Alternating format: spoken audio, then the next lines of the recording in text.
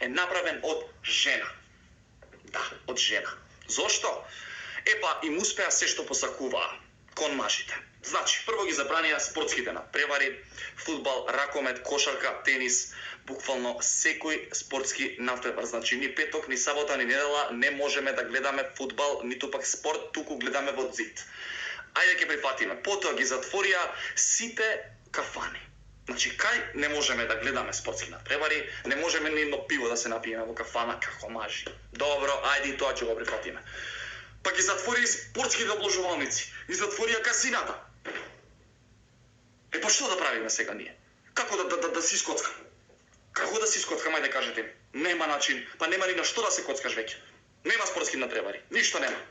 И ајде овие трики ги прифатиш. И она што најмногу сака, а успеа да го направат, е постојано да сме дома со нив. Значи, постојано да бидеме дома со нив. Подршка до мажите. Да издржиме. Бидете силни.